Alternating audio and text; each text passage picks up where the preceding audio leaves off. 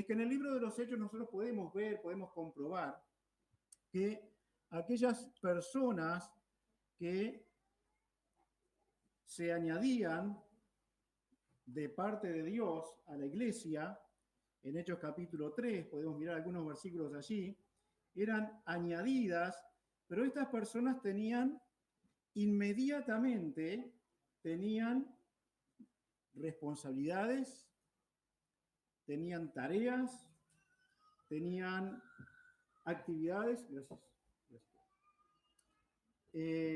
Y eso, lo que hacían, la forma que vivían, la forma que se comportaban como iglesia, era la forma de vivir del nuevo creyente.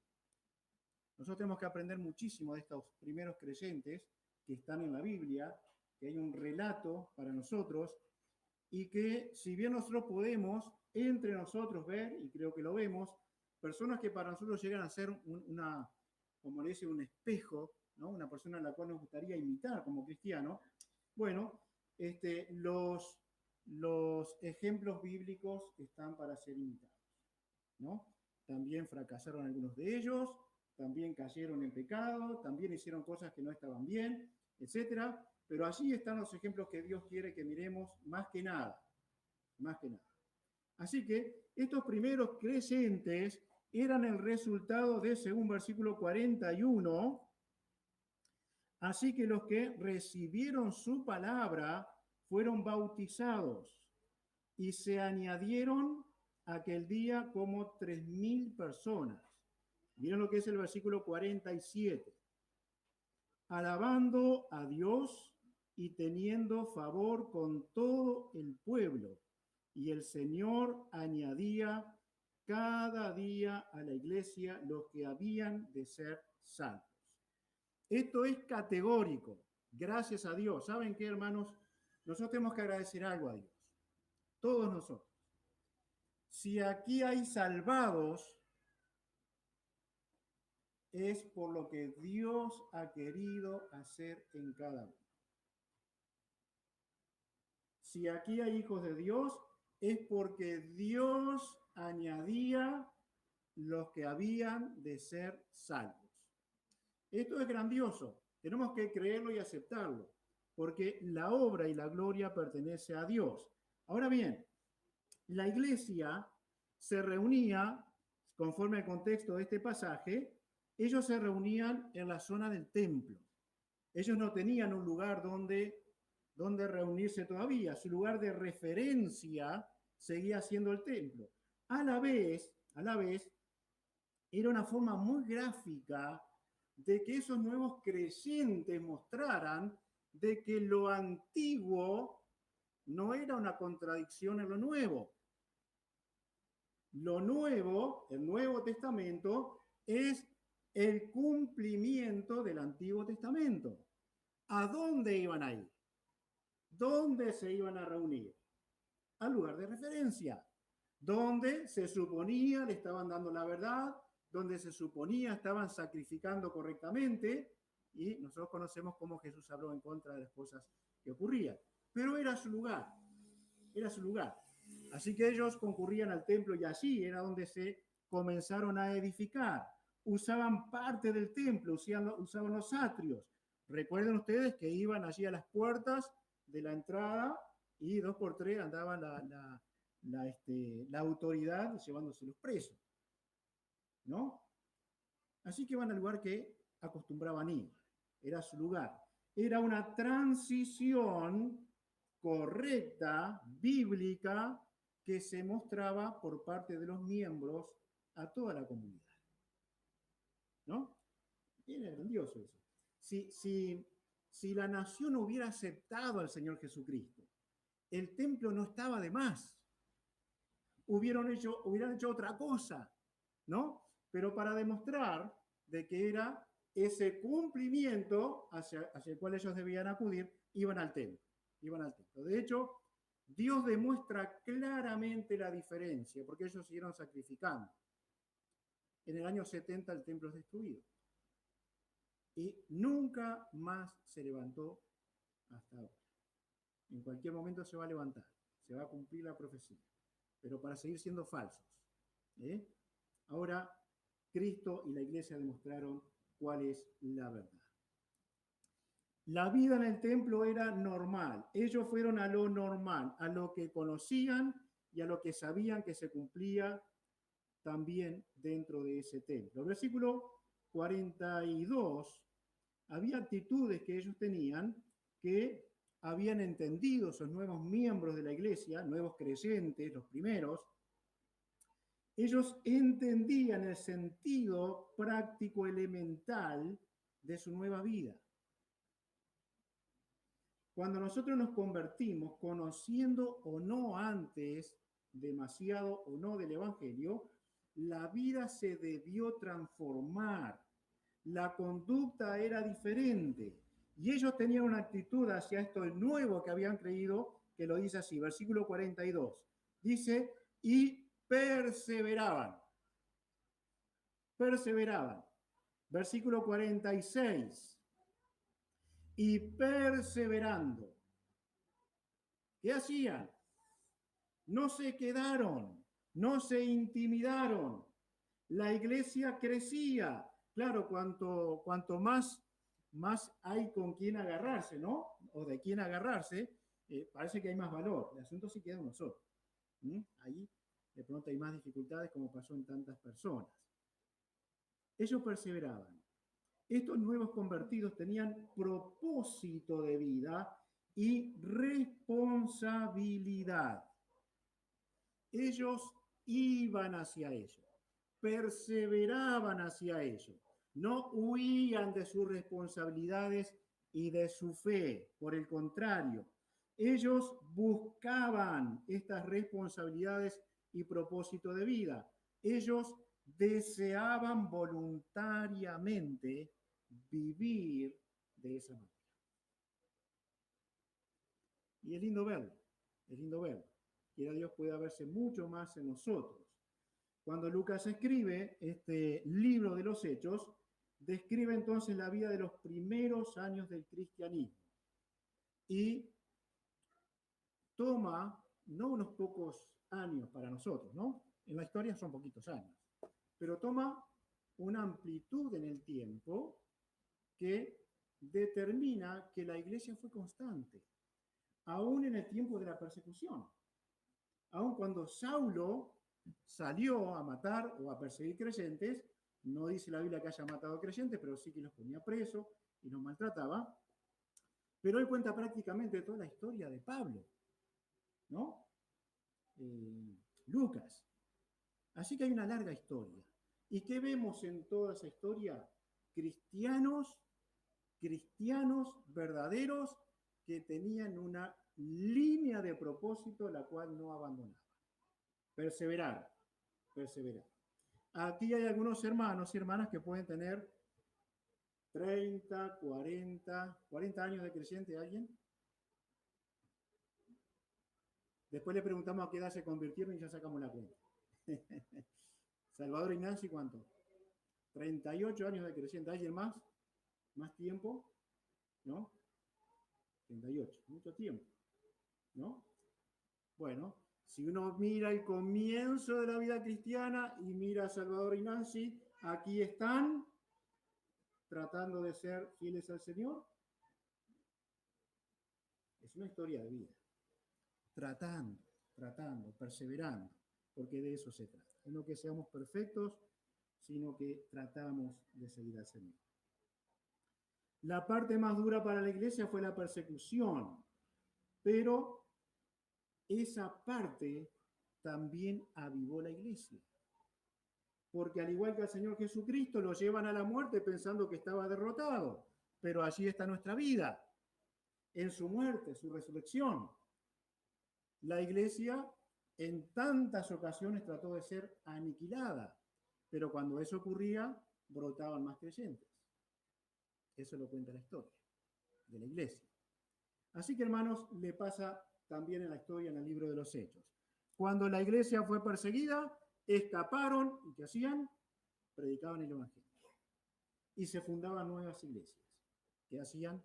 Perseveraban. Esto fue una marca en la vida de la iglesia.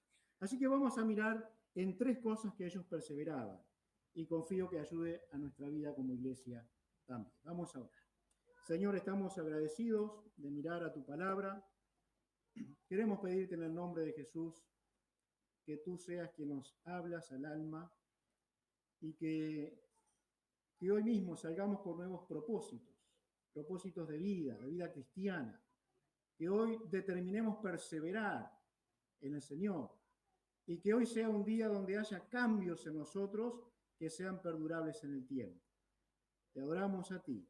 Pedimos que infundas en nuestras almas el deseo de que esto ocurra y que la sangre de Cristo nos limpie de todo pecado, nos perdones, porque hemos fracasado miserablemente en tantas ocasiones, pero queremos agradarte y eres tú y es de ti que podemos tomar fuerzas para que esto ocurra.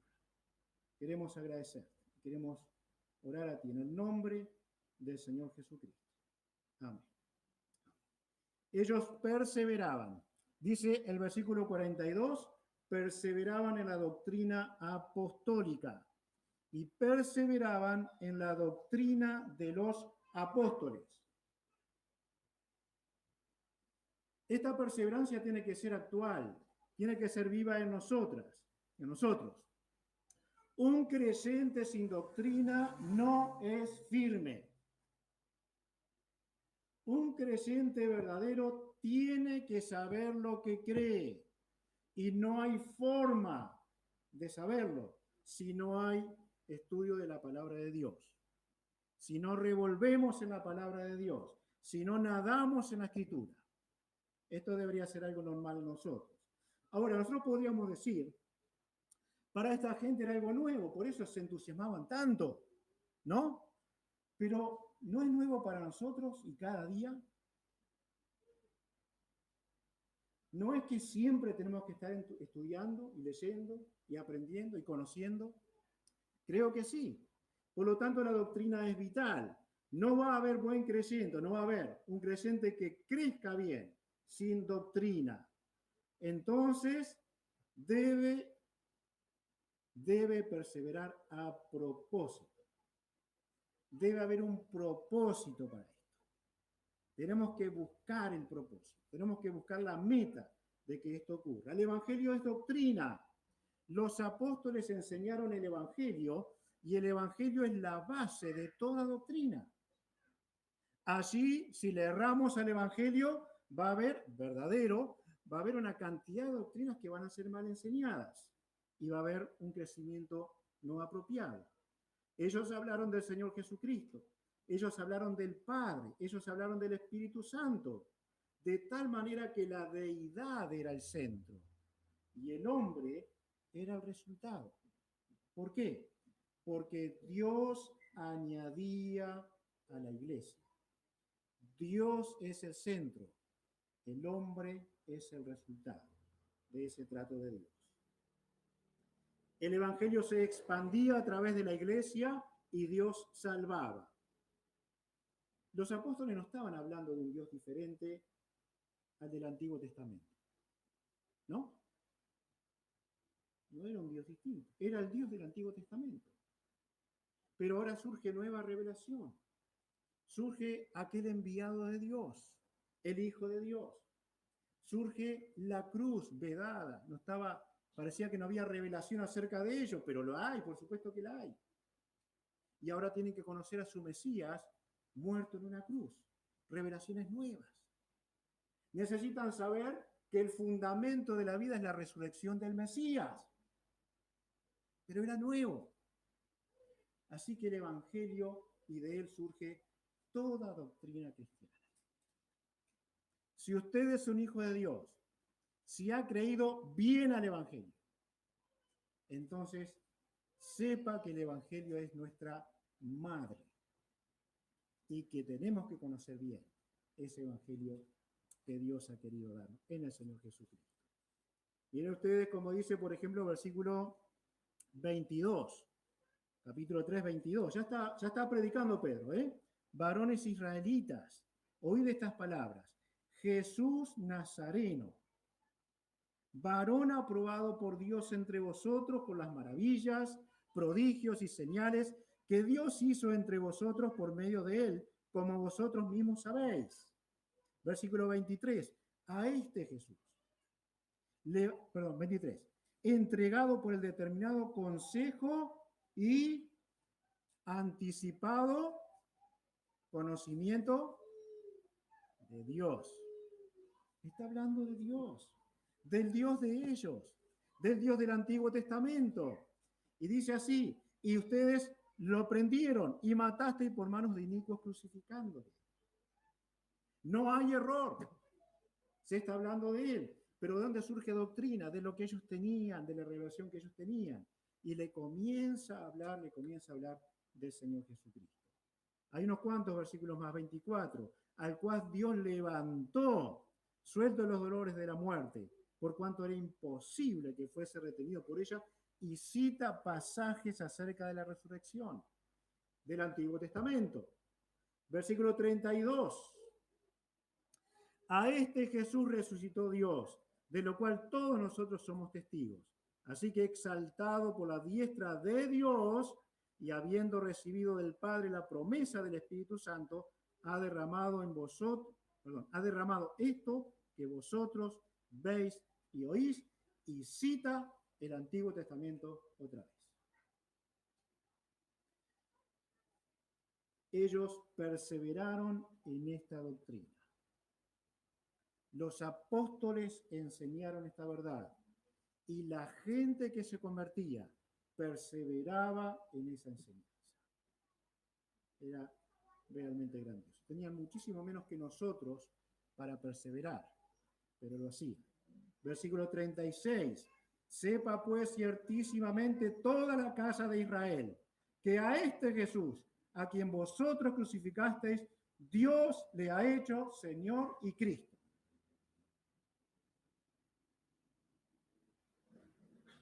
Lo que Pedro, los apóstoles predicaron, era todo lo que ellos negaron en algún momento. Todo eso. Pero ahora lo estaban recibiendo, lo estaban aceptando. El Espíritu de Dios estaba obrando. ¿Y qué estaba ocurriendo? Estaban siendo edificados en la buena doctrina apostólica. En una ocasión el Señor Jesucristo preguntó a sus discípulos, ¿qué dice la gente que soy yo? ¿Se acuerdan? ¿Qué dice la gente que soy? Y tú eres Elías y otros y otros. ¿Y ustedes quién dice que soy? ¿De acuerdo? Hubo una respuesta. ¿Cuál fue la respuesta? Alguien que la diga, pero bien fuerte, que se escuche por este micrófono para que lo escuchen en YouTube. ¿Qué dijo? Muy bien. Eso es lo que dijo Pedro. Ahora, ¿quién dices tú que es Cristo? ¿Qué crees tú de Cristo? ¿Qué estás creyendo de él? ¿Tienes un Cristo deformado? O tal vez con tu vida lo estás deformando. La iglesia del primer tiempo perseveraba en esa doctrina y por eso se cambiaban la vida. Por eso.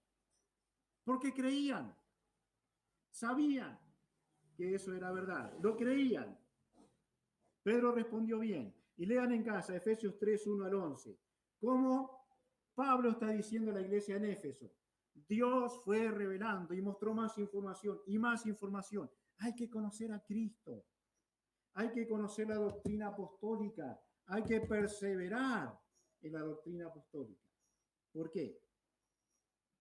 Porque ahí está la verdad. Y porque ese es el sustento de toda nuestra fe.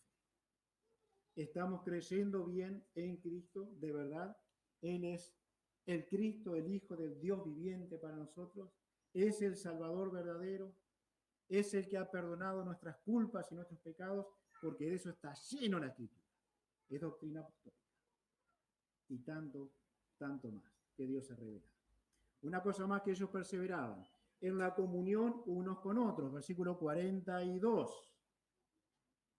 Perseveraban en la doctrina de los apóstoles, en la comunión unos con otros, en el partimiento del pan y en las oraciones. La parte que nos interesa ahora, en la comunión unos con otros. Esto es algo muy lindo de ver en la vida de la primera iglesia.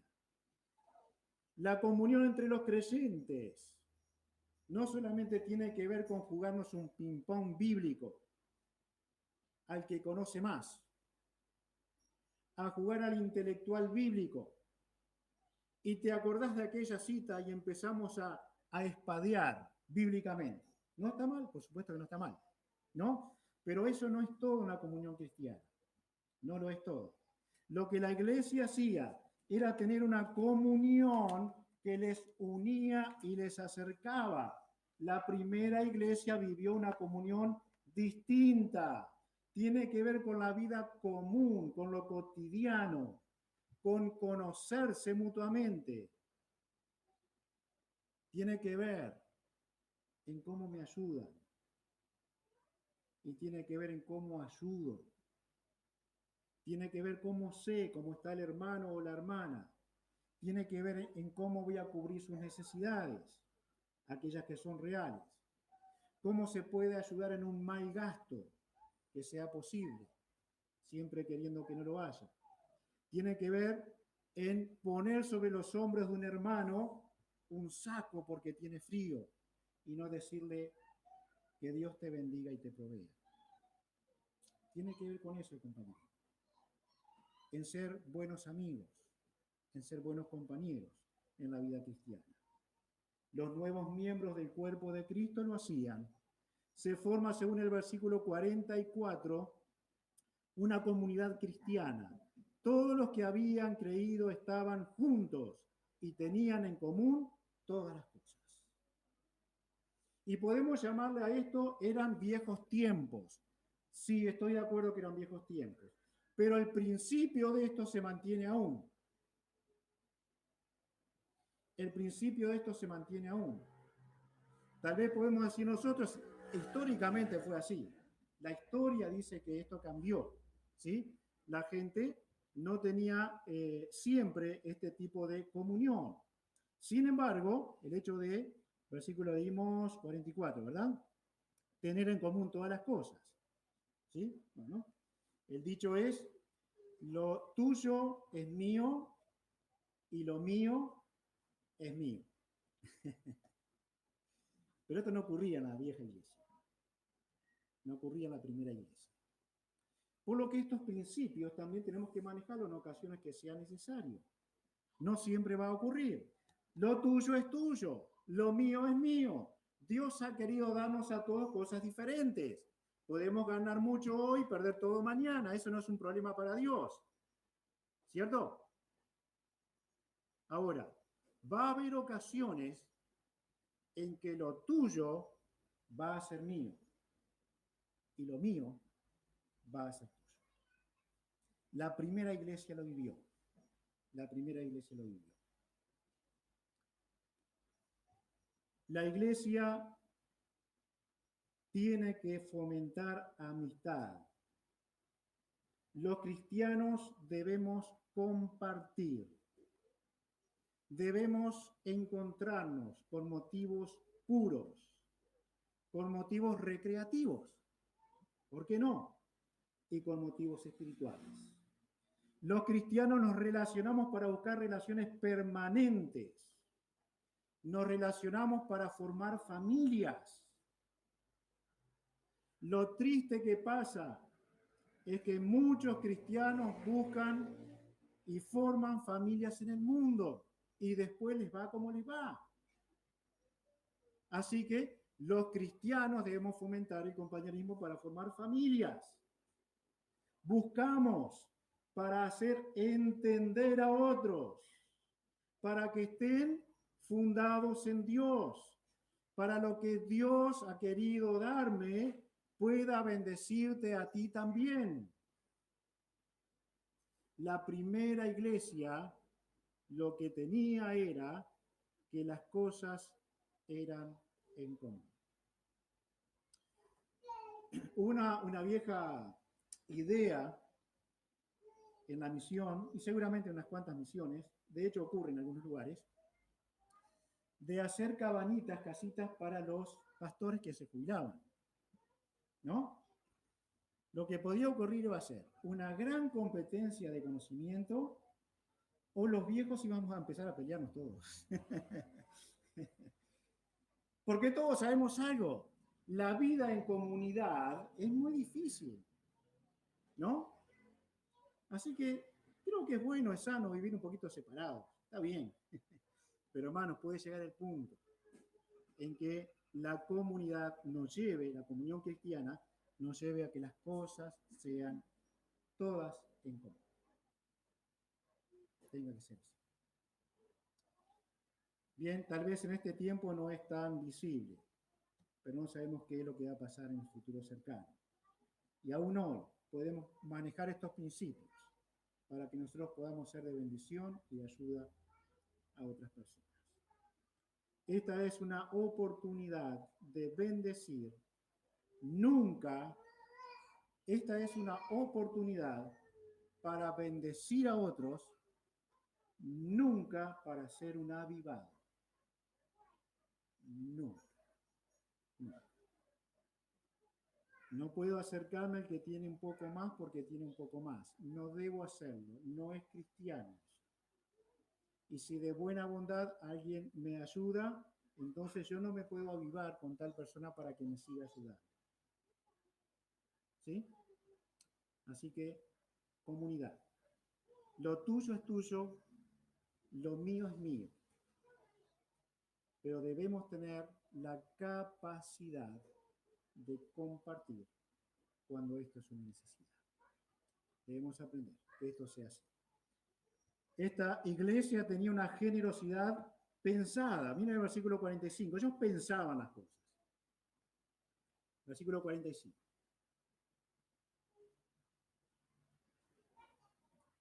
Nada de esto, creo yo, era emocional. Dice, y vendían sus propiedades y sus bienes, y lo repartían a todos según la necesidad de cada uno. Está bueno eso, ¿eh? Está bueno. Pero ¿saben qué? Esto era una generosidad pensada. No era una decisión alocada. No era. Y hay razones para pensar que no era así. Algunos han dicho, esta gente estaba pensando que el Señor venía pronto. ¿No? Como Él viene pronto, ¿para qué voy a tener una casa? O dos, o tres. La vendo y reparto a los creyentes. Pero tal vez no era así. Tal vez era alguien que tenía 3, 4 casas y vendía 2 o 3 y se quedaba con una. En algún lado tenía que vivir, aunque existían puentes entonces. ¿Mm? Así, los hermanos pensaron, no todos, algunos de ellos, que sería bueno vender sus propiedades para beneficiar a otros. Si era pensando en el retorno de Cristo, no iban a tener mucho tiempo de pensar según creyeran. Pero ellos pensaron que era lo que podían hacer. Algunas cosas que sacamos en conclusión. No todos vendían sus casas. No dice acá que todos vendían sus casas. Algunos vendían sus casas y la ofrendaban. Otra cosa que aprendemos de este pasaje. Nadie les pidió que vendieran sus casas. Nadie les dijo, ahora vayan y vendan sus casas que hay pobres acá. No. Y hoy tampoco nadie lo hace, ni debemos hacerlo. También era totalmente voluntario. El que vendía una propiedad era porque quería hacerlo, porque pensó delante de Dios que debía hacerlo y lo hizo. Pero otros no lo hicieron, era voluntario. Otra cosa que aprendemos para nosotros hoy. Nunca, nunca en la Escritura se nos pide que lo hagamos. ¿Sí? ¿Qué quiero significarles? Los nuevos creyentes eran generosos unos con otros, unos con otros. Y todos sabemos que hay quien puede tener un poco más y hay quien puede tener un poco menos. El asunto es cuando detectamos una verdadera necesidad, necesitamos cubrirla. ¿Sí? Verdadera necesidad. Sin cuentos, verdadera necesidad. Las personas que ofrendaron sus bienes pensaron que lo hacían que lo hacían bien, y nos enseñan su generosidad, que un creyente debe tener la iniciativa personal y nunca impuesta. Nunca impuesta. Nunca. Si algún día ustedes escuchan de este púlpito que tenemos que vender alguna cosa que nos pertenece para dar a los pobres, no es bíblico. Si usted quiere hacerlo, bárbaro. Si el otro no quiere hacerlo y usted lo hizo, lloren en bolsa, ¿eh? Porque voluntariamente hay que hacerse. Y el que no lo quiere hacer, no lo va a hacer. Es algo personal y hablamos de las ofrendas. Por ejemplo, las ofrendas, ¿no? Hablamos de las ofrendas de dinero, según el contexto de la Escritura. También esto es personal. Personal. Dice la Biblia, cada uno dé como propuso en su corazón. Se piensa. Es generosa, sí, y es con alegría, pero nunca un impuesto. Nunca un impuesto. La iglesia, la Biblia no nos enseña a pedir, por ejemplo, un porcentaje de su salario. No. Habla que es voluntaria, que es personal, que es generosa, pero usted lo va a decidir. Es proporcional, sí, eso es cierto. Así que si usted gana más, dará más, si gana menos, dará menos, y si no trabaja, no dará nada. Simplemente eso. Lo que este pasaje nos enseña es que la iglesia se esforzó en la comunidad cristiana, en la comunidad, de todas las maneras que pudiera expresarse. La iglesia trató de hacerlo, perseveró en ello. Así que nosotros tenemos que expresarlo también con estos principios del Nuevo Testamento. También perseveraban en los actos solemnes de la iglesia. Perseveraban en los actos solemnes de la iglesia. Versículo 42.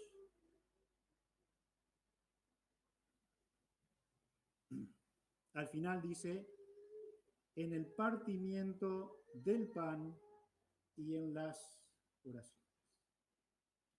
Dos aspectos muy importantes de la vida de la iglesia. El partimiento del pan, por supuesto que una referencia a la Santa Cena, lo menciona también más abajo. Las oraciones, por supuesto, el tiempo en que la iglesia se reunía para orar.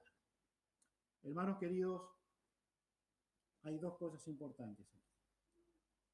Hoy tenemos, en la gracia de Dios, nuevos bautizados que van a participar por primera vez de la Santa Cena. Para nosotros es un gozo recibirlos.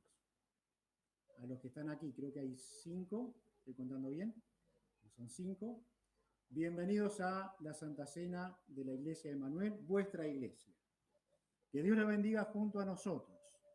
Este es uno de los actos más solemnes que la iglesia tiene.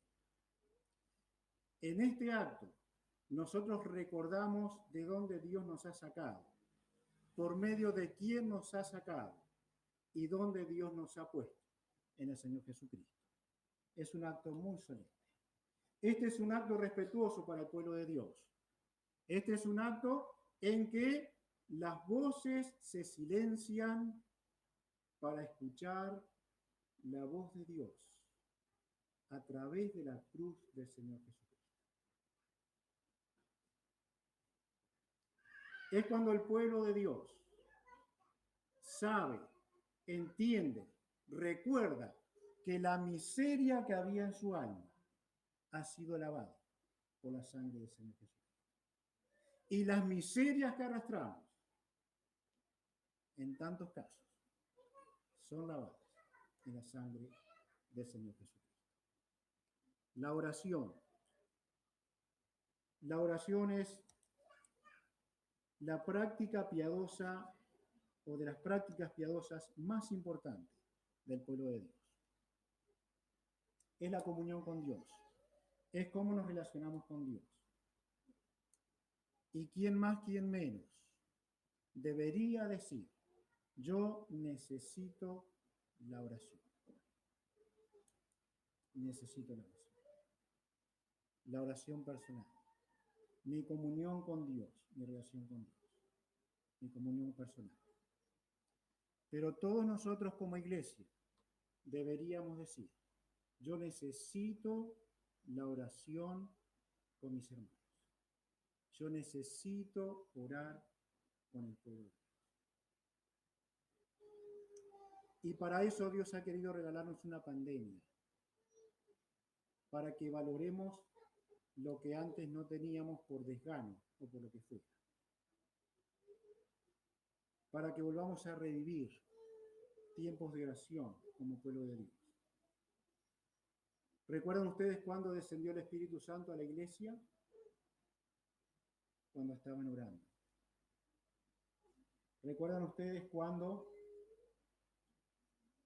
Pedro fue liberado de la cárcel mientras la iglesia oraba? ¿Recuerdan ustedes cuando Pablo salía a los viajes misioneros? ¿A partir de qué salía? De la oración de la iglesia y los otros misioneros. ¿Recuerdan ustedes cuando se desata la peor tormenta para un solo hombre, que fue el Señor Jesucristo? ¿Cómo le encontró? Orando. Y digo yo, en mi pobreza, pobre el cristiano que no tiene ningún deseo de tener su tiempo personal con Dios